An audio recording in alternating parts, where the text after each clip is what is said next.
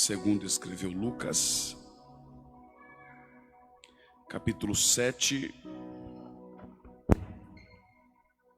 Vamos ler a partir do verso 6.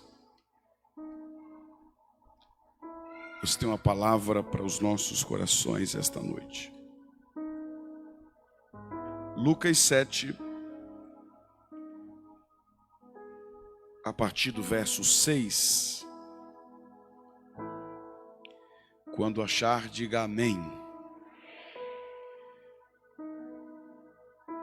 Então Jesus foi com eles, e já perto da casa, o centurião enviou-lhes amigos para lhe dizer: Senhor, não te incomodes, porque não sou digno de que entres em minha casa. Eu mesmo não me julguei digno de ter contigo, porém manda uma palavra, e o meu servo será curado. Porque também eu sou homem sujeito à autoridade, e tenho soldados às minhas ordens. Digo a este, vai, e ele vai. E a outro, vem, e ele vem. E ao meu servo, faze isto, e ele o faz. Repita bem forte após mim, por favor. Sou sujeito à autoridade, e tenho soldados às minhas ordens. Diga forte, aprendendo sobre a autoridade e submissão com o centurião de Cafarnaum. Podeis sentar.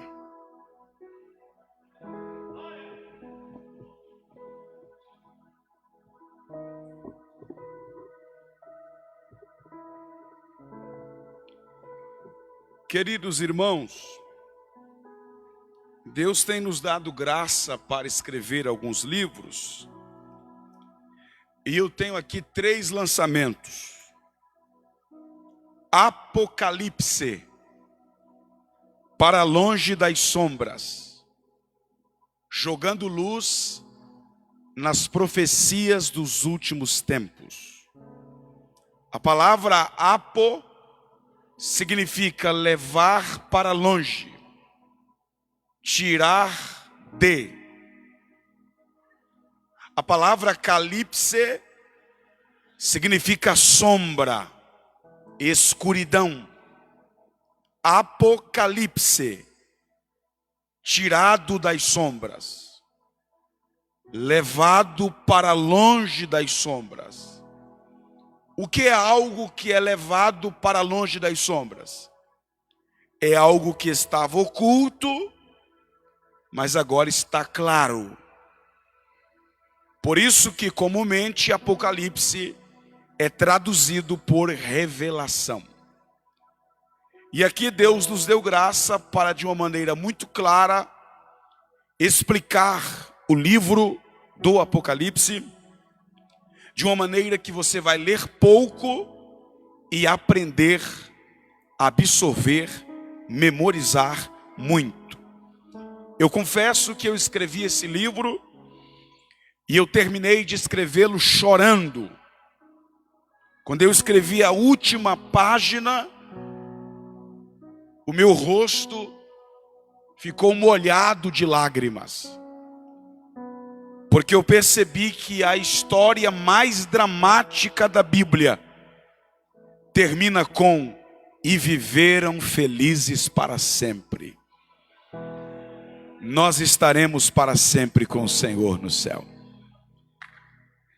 Também tem o livro O Discurso de Pedro, uma análise homilética do sermão que ganhou 3.000 almas. Para quem não sabe, homilética é o ramo da teologia que estuda a arte da pregação. Pregação é uma arte. mas não faz do pregador um artista. Vou repetir isso aqui: pregação é uma arte, mas não faz do pregador um artista, faz dele um profeta do Senhor Jesus. Aqui você vai descobrir quais foram os segredos da pregação que ganhou 3.000 almas para Jesus. Nós vamos trabalhar o assunto da pregação, desde o momento em que o pregador se levanta para pregar, até o momento em que ele faz o apelo e as almas se rendem aos pés do Senhor Jesus. Tem outro livro que estou lançando, A Pregação de Jonas, uma análise do sermão mais breve da história. Tem pregador que fica bravo quando o pastor só dá 15 minutos para ele pregar. A pregação de Jonas não tinha 5 minutos. A pregação de Jonas tinha 5 palavras. E a nação inteira se converteu. 120 mil era o número de pessoas que não sabia a diferença entre a esquerda e a direita, crianças. Havia aproximadamente 600 mil pessoas em Nínive. E Deus precisou de apenas um pregador, com uma pregação de apenas 5 palavras, para promover o maior avivamento da história. A nação inteira se converteu. E olha que Jonas nem queria ter esse sucesso todo. Jonas pregou e não queria que ninguém se convertesse. E todo mundo se converteu. Porque o pregador não administra o resultado da sua pregação. Ele prega e Deus cuida do resultado. O semeador não saiu a semear. Ou melhor, o semeador não saiu a colher. O semeador saiu a semear. É você que semeia, mas quem colhe a semente é Deus. Então esses livros estarão à disposição dos irmãos ali na saída. Apenas R$20 cada livro, levando 3, apenas R$50. Tem a maquininha de passar cartão, parcela até o arrebatamento da igreja. Hein? Você compra um livro de R$20 e parcela em 70 vezes no cartão de crédito. Hein? Deus abençoe. O tema da nossa palavra esta noite está edificado sobre 2 prismas: a autoridade e obediência, ou a autoridade e submissão. Submissão e autoridade. O que nos leva a perguntar, em primeiro lugar, o que é a autoridade? Autor significa aquele que cria, aquele que aumenta, aquele que faz crescer. Idade é a duração do tempo da vida de uma pessoa. Autor, fazer crescer, aumentar, criar, dar qualidade.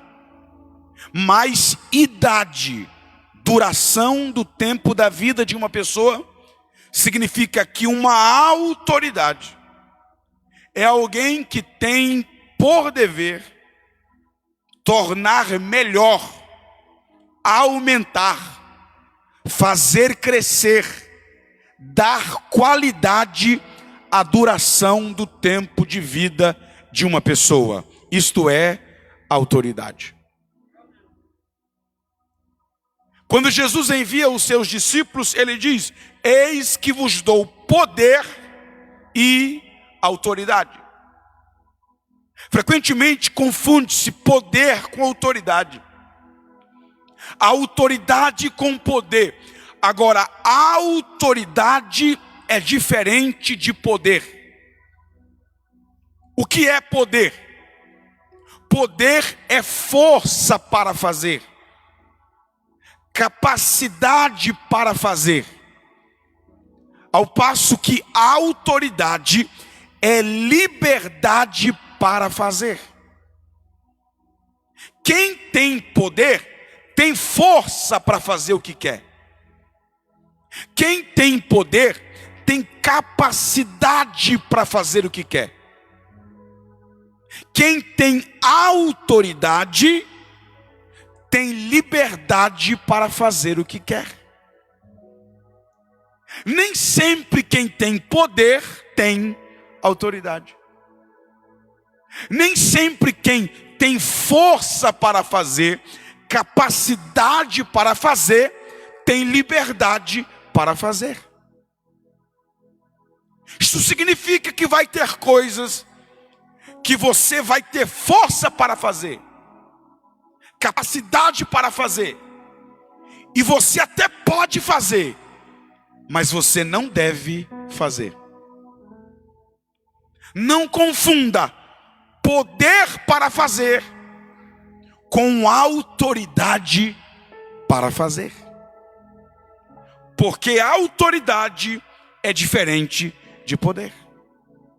Em segundo lugar, autoridade é diferente de autoritarismo. Autoritarismo tem a ver com opressão, subjugação, imposição, uso da força, hostilidade. Ao passo que a autoridade tem a ver com amor. Então quem exerce autoridade, a exerce em amor, com amor e por amor. Em terceiro lugar, não existe autoridade absoluta na terra. Vou repetir isso aqui. Na terra não existe autoridade absoluta. Só Deus tem todo o poder e toda a autoridade. Jesus disse: toda a autoridade me é dada nos céus e na terra. Não sobrou autoridade para ninguém. Só Deus tem todo o poder e toda a autoridade. De forma que não existe autoridade absoluta. Isso significa que ninguém deve ser obedecido cegamente. Você se lembra de Nabucodonosor? No capítulo 1 de Daniel, Nabucodonosor é uma autoridade constituída por Deus sobre Daniel. Sim ou não? Sim ou não?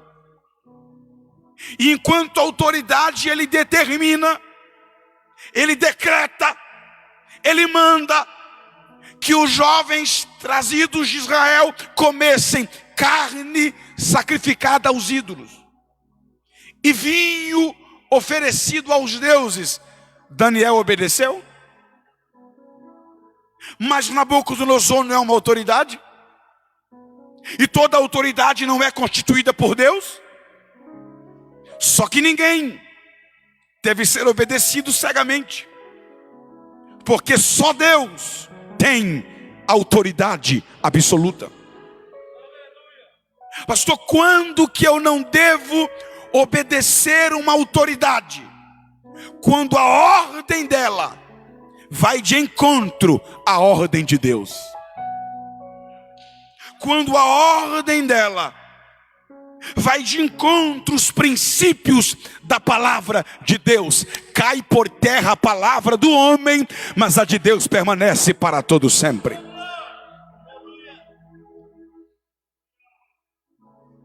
Toda autoridade deriva da autoridade de Deus, porque só Deus tem autoridade em si mesmo. É dele que emana toda a autoridade. E qualquer que exerce autoridade, exerce uma autoridade que deriva da autoridade de Deus. Paulo disse aos Romanos, capítulo 13, todo homem esteja sujeito à autoridade, pois não há autoridade que não proceda de Deus.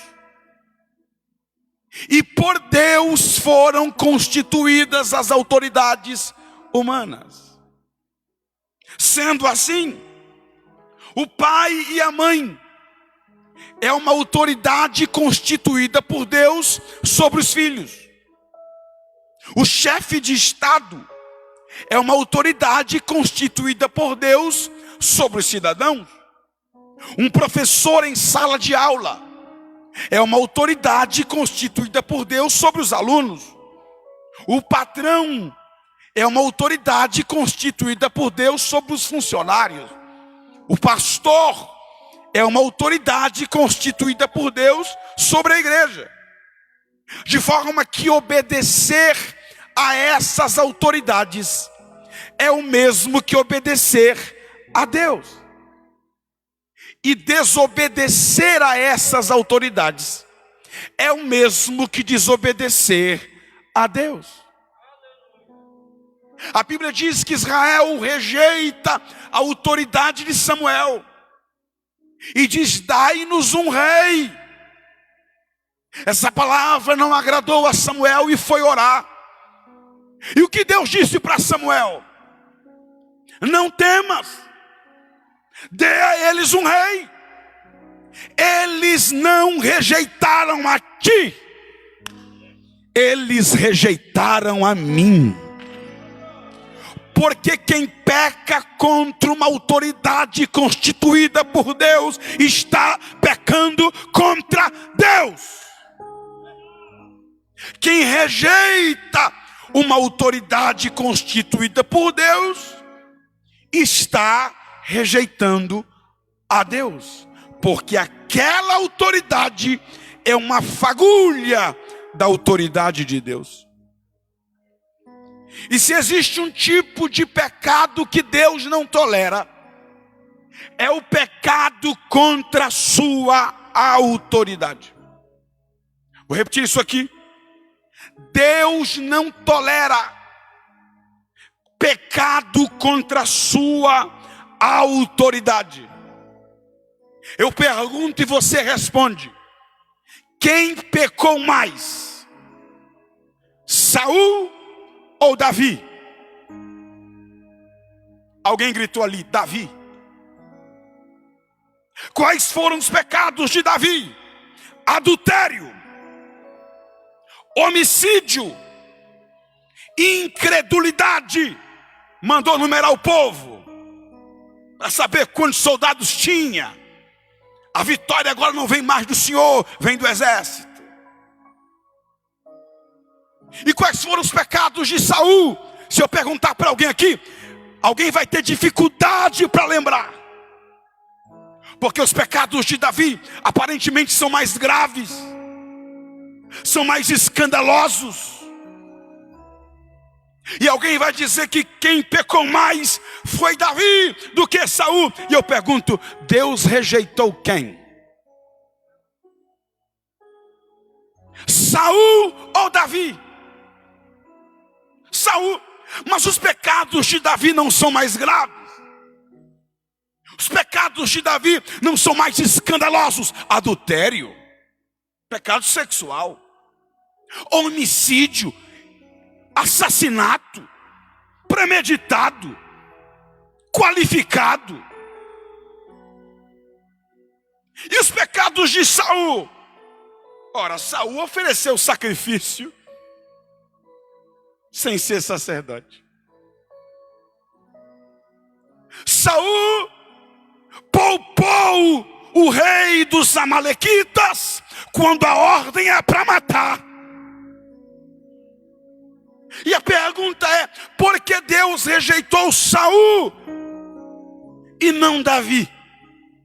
No mínimo, era para ter rejeitado os dois, porque os dois pecaram. E alguém vai dizer que os de Davi foram mais graves. A pergunta é: por que Deus rejeitou Saul e não rejeitou Davi? É simples. Davi pecou contra a santidade de Deus. Saul pecou contra a autoridade de Deus. Deus é capaz de tolerar pecado contra a sua santidade, mas Deus não tolera pecado contra a sua autoridade. Porque o pecado contra a autoridade de Deus se reporta ao pecado de Lúcifer. E o pecado de Lúcifer foi o único pecado que Deus julgou sem amor, sem misericórdia e sem segunda chance. Porque Deus não tolera pecado contra a sua santidade. Ou melhor, a autoridade. O que a Bíblia diz de Lúcifer? Ezequiel 28. Perfeito eras nos teus caminhos, porque todo rebelde começa bem. Todo rebelde começa bem. Perfeito eras nos teus caminhos, desde o dia em que foste criado, porque todo rebelde é criado. Você cria ele, investe ele, ensina ele, até o dia que ele puxa o teu tapete. E o que mais a Bíblia diz de Lúcifer? Dizias no teu coração: eu subirei. Porque todo ato de rebeldia vem acompanhado com desejo de subir. Aí eu pergunto: é pecado querer subir? Não. É pecado querer sentar em um trono? Também não. É pecado querer ser semelhante a Deus? Também não. Lúcifer queria subir. Não há nenhum mal em querer subir. Quem é que não quer subir? Lúcifer queria sentar em um trono. Não há nenhum mal em querer sentar em um trono. Quem é que não quer sentar em um trono? Lúcifer queria ser semelhante a Deus. Que mal tem nisso? Quem é que não quer ser semelhante a Deus? O problema de Lúcifer não foi querer subir. O problema de Lúcifer não foi querer sentar no trono. O problema de Lúcifer não foi querer ser semelhante a Deus. O problema era que não era propósito de Deus para a vida dele, e ele quis do mesmo jeito. Ele quis subir fora do tempo, fora da vontade, fora do propósito de Deus para a vida dele. Ele quis se assentar onde Deus não queria que ele sentasse. Ele quis ser quem Deus não queria que ele fosse. E quando você deseja o que é bom, o que é santo, o que é saudável, fora do tempo, fora do propósito e fora da vontade de Deus, você está cometendo o pecado do diabo. Sabe qual é a maior raiva de Lúcifer? É que tudo que ele queria, Deus deu para você.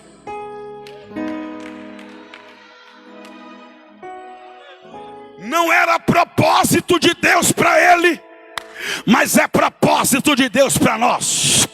Lúcifer queria subir, a igreja vai subir. Lúcifer queria sentar no trono, a igreja vai sentar no trono. Lúcifer queria ser semelhante a Deus, e não é que você é semelhante a Deus?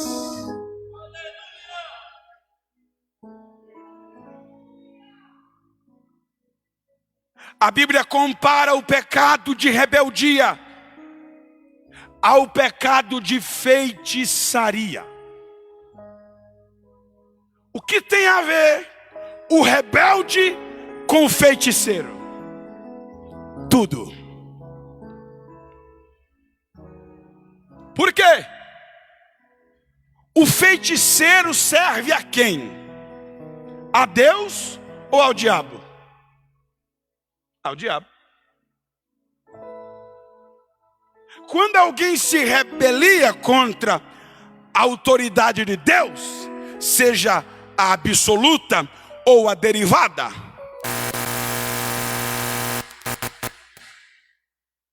ao sair de debaixo da autoridade de Deus, automaticamente ele se coloca sobre a autoridade de quem? Sobre o poder de quem? Do diabo. Não tem três senhores.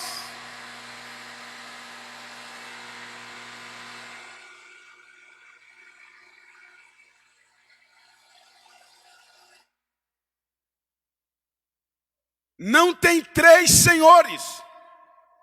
Só tem dois. Ou Deus, ou o diabo, ou o céu, ou o inferno.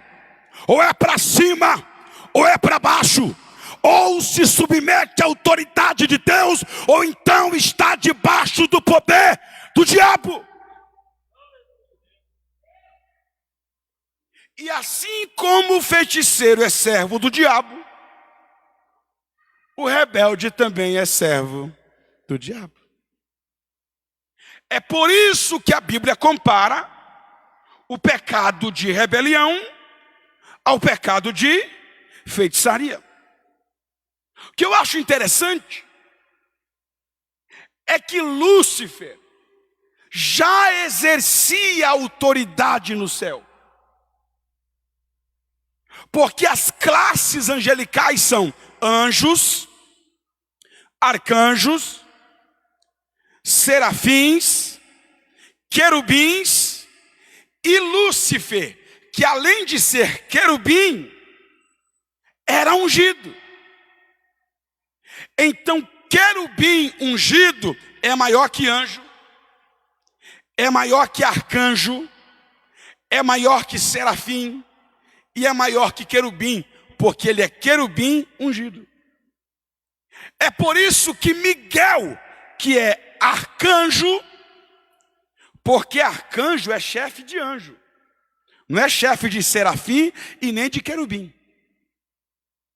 Por isso que Miguel, que era arcanjo, quando contendia com o diabo acerca do corpo de Moisés, não ousou proferir palavra de juízo infamatório contra o diabo. Por quê? Porque Lúcifer é querubim e Miguel é arcanjo. E na hierarquia angelical, querubim é superior a arcanjo.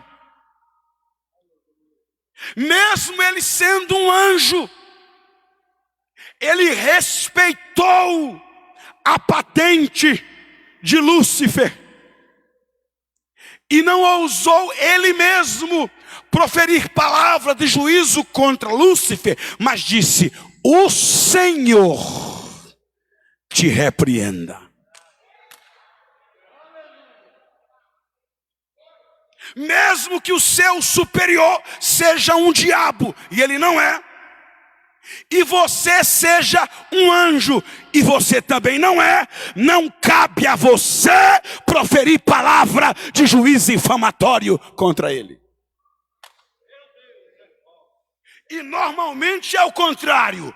O líder é um anjo, e quem fala mal é um diabo. Mas Jeová vai colocar Satanás para correr.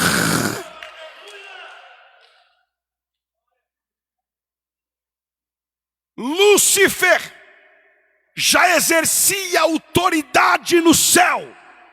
O problema é que ele queria exercer a autoridade sem ter que exercer submissão. Lúcifer queria ter soldados às suas ordens, mas não queria se sujeitar à autoridade. O que Lúcifer não sabia é que submissão é a base da autoridade. Ninguém está apto a exercer autoridade sem que antes aprenda a exercer submissão. O que foi que o centurião disse? Sou homem sujeito à autoridade e tenho soldados às minhas ordens. Antes de falar da sua autoridade, ele fala da sua submissão. Ele está dizendo: eu só sou uma autoridade porque antes eu aprendi a obedecer uma autoridade. Ninguém estará apto a exercer autoridade sem que antes exerça submissão. Porque submissão é a base da autoridade. Submissão vem antes de autoridade. E não existe autoridade sem submissão. Porque submissão é a base da autoridade. E a pergunta que não quer calar é essa: o que é então submissão? Agora que nós já calcamos o nosso tema sobre o primeiro prisma, a autoridade, agora vamos calcá-lo sobre o segundo prisma, submissão. O que é submissão? Ora, sub, debaixo de, mais missão, tarefa. Então, submissão quer dizer debaixo da missão. Submissão não é estar debaixo da pessoa. Submissão é estar debaixo da missão da pessoa. Não é que você está debaixo dele, você está debaixo da missão dele. Missão é quando você entende. Submissão é quando você entende que a missão do outro é maior que a sua. Aí você cumpre a sua missão e ajuda ele a cumprir a dele. Posso ouvir um aleluia aqui esta noite? Ser submisso não é se colocar debaixo dele ou dela. Ser submisso é entender que a missão dele é maior que a sua, que a tarefa dele é maior que a sua, que o ministério dele é mais pesado que o seu. Aí humildemente, voluntariamente, alegremente, você se submete a uma autoridade constituída por Deus, porque você entendeu que a missão dele é maior que a sua. A missão do pai é maior que a missão do filho. Tem que haver submissão. A missão do chefe de estado é maior do que a do cidadão. Tem que haver submissão. A missão do professor em sala de aula é maior do que a do aluno. Tem que haver submissão. A missão do pastor é maior do que a do membro. Portanto, tem que haver submissão. submissão. Não é que ele é maior que você, é que a missão dele é maior que a sua. Aqui eu aprendo que submissão não te torna inferior e autoridade não te torna superior. Não é você que é maior que os outros, é a sua missão que é maior do que a missão dos outros. Não é você que é inferior aos outros, é a sua missão que é menor do que a missão dele ou dela. Aqui, ninguém é maior do que ninguém. Aqui é todo mundo igual. Se tirar a cruz, se tirar o sangue, se arrancar a tampa do propiciatório, não sobra pastor, pregador, cantor, missionário, porque aqui é todo mundo igual. A diferença está na missão.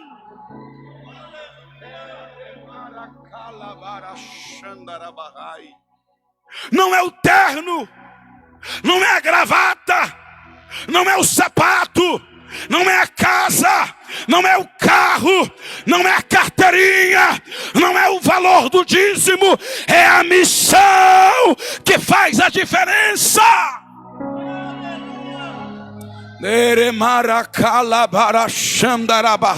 Não, eu prego melhor que ele, eu canto melhor que ele, meu sapato é melhor que o dele, meu terno é melhor que o dele, a minha casa é melhor que a dele, minha casa é maior que a dela, meu carro é maior que o dele. Ei, a diferença aqui está na missão.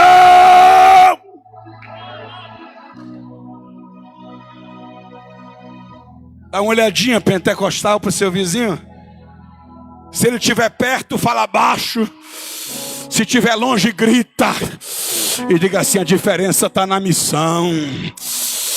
A diferença está na missão.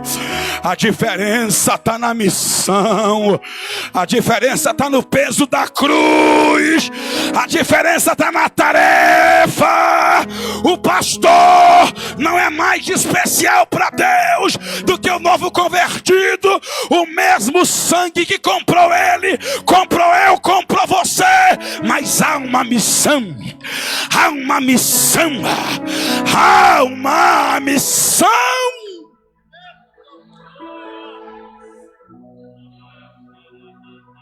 Há uma posição que Deus colocou cada um de nós no seu corpo. Então diga aí para o seu vizinho: respeite a minha missão. Precisa me respeitar não, mas respeita a minha missão. Precisa bater continência para mim não, mas bate continência para minha missão. Orabarai. Não precisa me aplaudir não, mas aplauda a minha missão.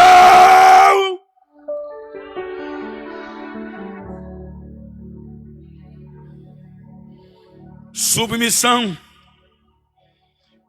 não é se colocar debaixo dele, é se colocar debaixo da missão dele. E quando você entende isso, você cumpre a sua missão e ajuda ele a cumprir a dele. Submissão é o ato de abrir mão de tomar suas próprias decisões e deixar que outro tome decisões por você.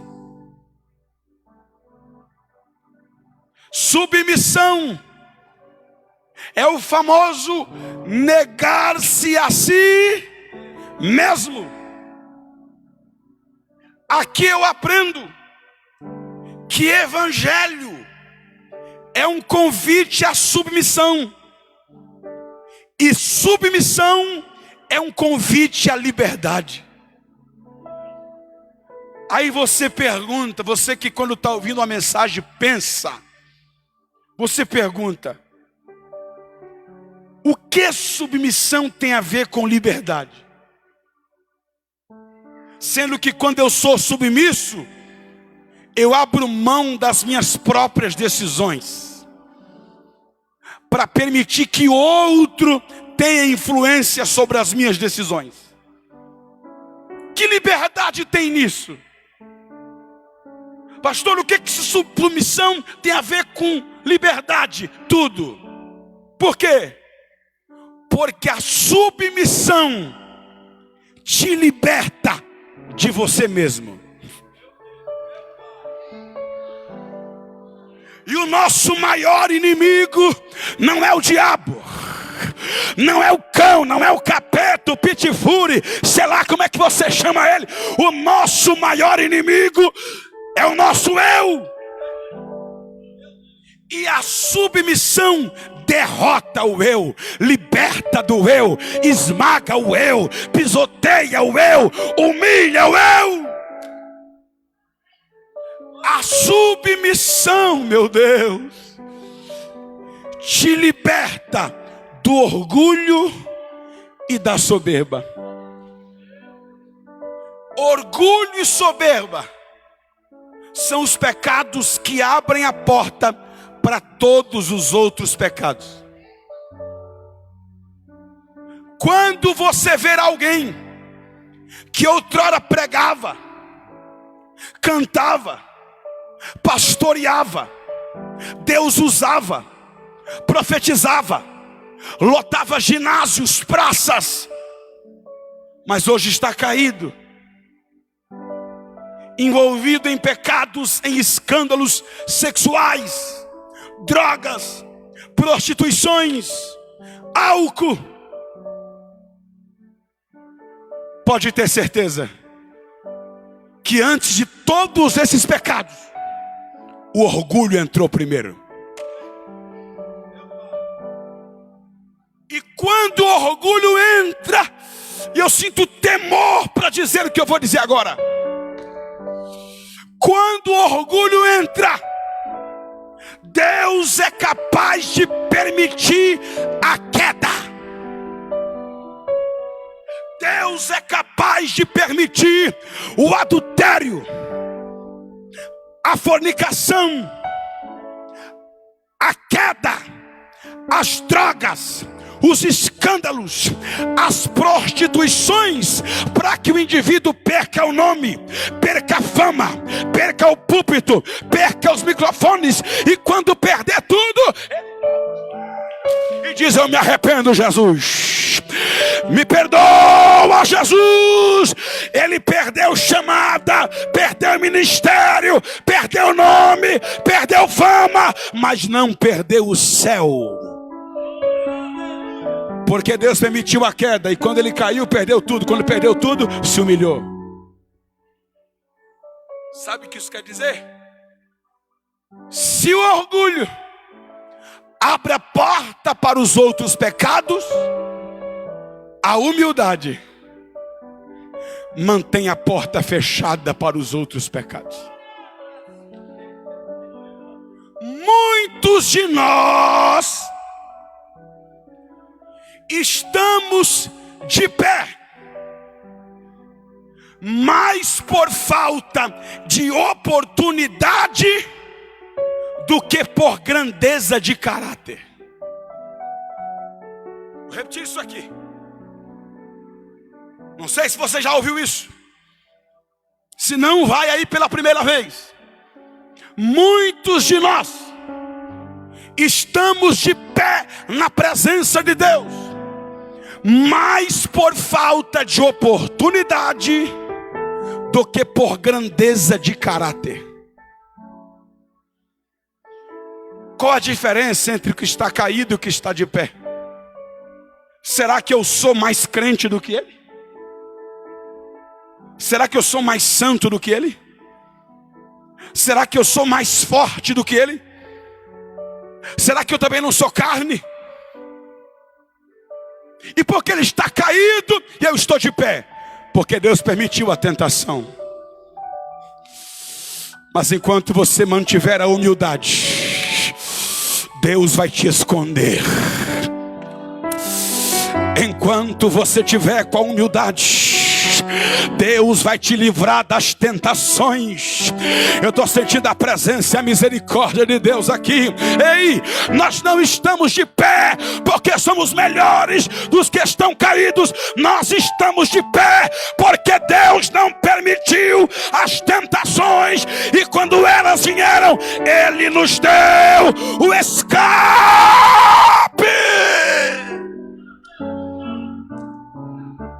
Diga para alguém do seu lado: esconda o teu coração, que Deus vai esconder você.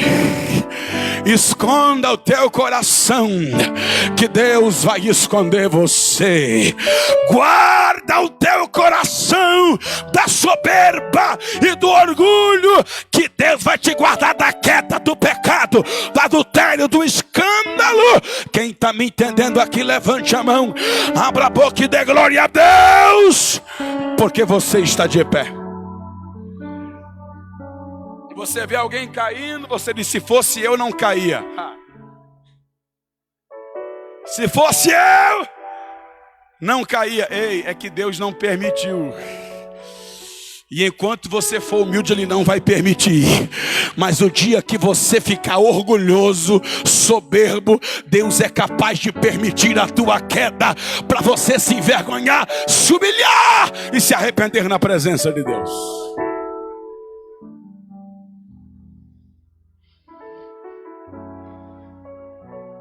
Evangelho é um convite à submissão, e submissão é um convite à liberdade. Quantos querem ser livres? Quantos querem ser livres do pecado, do orgulho, da soberba, do seu eu? Oramai. O Pai enviou o Filho, e o Filho se submete ao Pai. Quem é maior? Nenhum dos dois. Eles são iguais. Aí o Filho envia o Espírito. O Espírito submete ao Filho. Mas quem é maior? Nenhum dos dois. Os três são iguais em poder, em força, em glória, em honra, em eternidade, em santidade. Mas há uma submissão. Se o Espírito se submete ao Filho e o Filho se submete ao Pai, quem sou eu e você para não respeitarmos a unção e a missão e a autoridade que está sobre a cabeça de alguém? Meu Deus.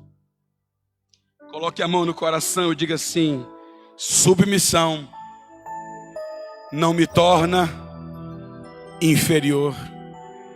Diga: e a autoridade não me torna superior. Para concluir, exemplo de submissão: o servo do centurião. A Bíblia diz em Lucas 7: e o servo de um centurião. Será que esse servo era submisso?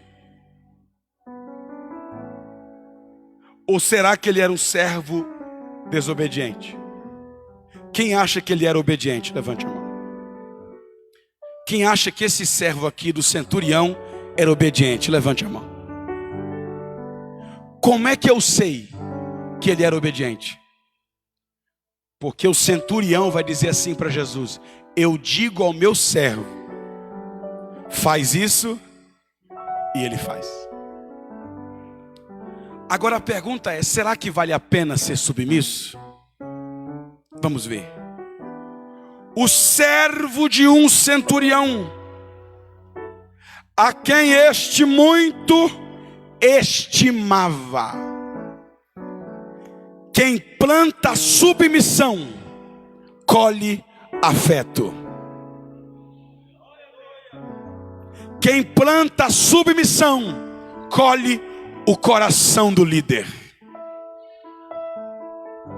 Se você é submisso, seu líder vai gostar de você. Mas não é obrigação, não. A Bíblia não manda gostar de ninguém. A Bíblia manda amar. Amar é uma coisa, gostar é outra.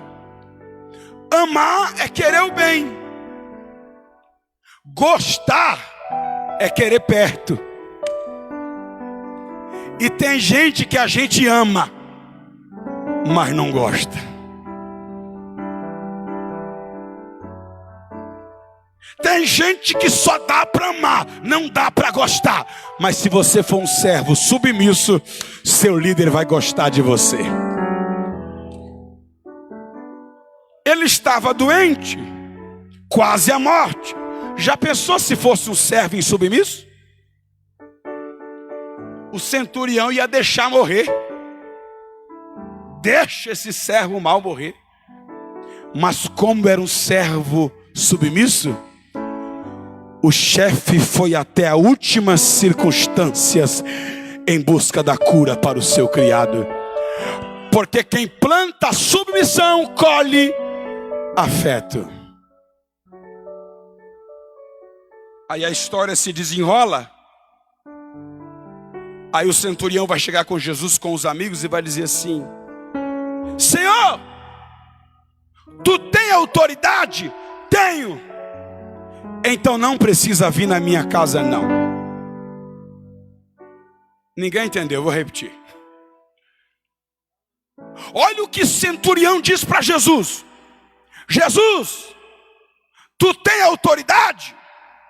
Tenho. Então não precisa vir na minha casa. Manda somente uma palavra. Manda somente uma palavra. Porque a autoridade tem que ser obedecida na presença e na ausência. A autoridade não precisa estar presente para ser obedecida. Jesus, tu tem autoridade? Tenho. Então manda uma palavra, que mesmo na sua ausência, a enfermidade vai ter que te obedecer. Aí chega o mensageiro e diz: doença, que é? Vai embora. Quem mandou? Jesus. Ele está aí? Não, mas ele tem autoridade. E até na ausência, a autoridade tem que ser respeitada. Você obedece o seu líder só na presença? Ou você obedece também na ausência? Caminhando para concluir, o tempo acabou. Ele diz assim: sou homem sujeito à autoridade. Tenho soldados às minhas ordens.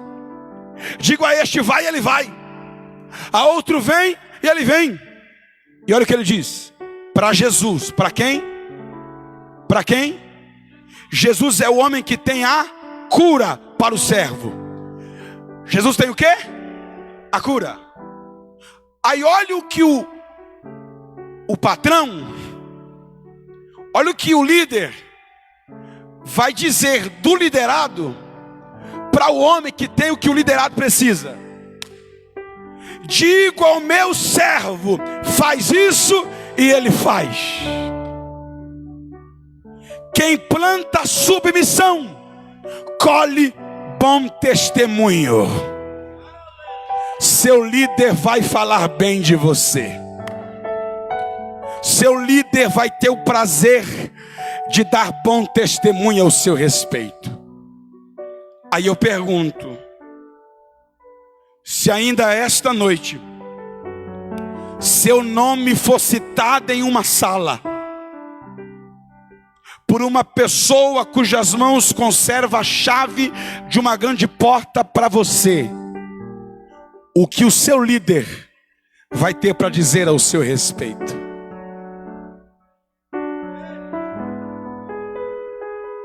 Se essa semana seu nome for jogado em uma mesa, e o que estiver em jogo for uma grande oportunidade para você, o que o seu líder vai ter para falar de você? Será que ele vai poder dizer: esse nome aí é muito bom, porque eu digo a ele, faz isso, e ele faz? Ou será que ele vai dizer: esse aí não, esse aí eu digo faz isso, quando eu vou ver não fez ainda, faz isso, quando eu vou ver fez pela metade, faz isso, quando eu vou ver faz ao contrário? Ei, quem planta submissão colhe o bom testemunho das pessoas.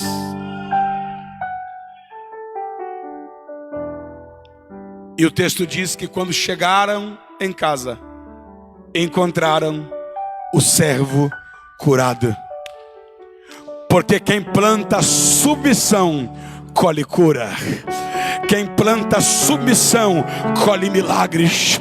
Quem planta submissão colhe as bênçãos do Senhor no mundo espiritual.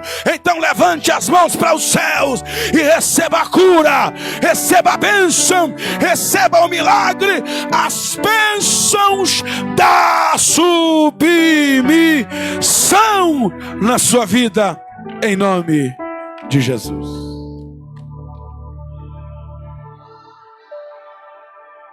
O tempo acabou, na próxima a gente continua. Mas a minha oração esta noite é que Deus nos faça cada dia mais submissos a Ele, submissos à sua palavra e submissos à autoridade constituída por Deus sobre nós. Amém.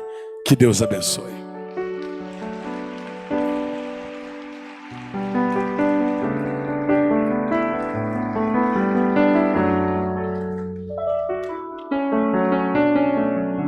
Oh glória, aleluia. Fecha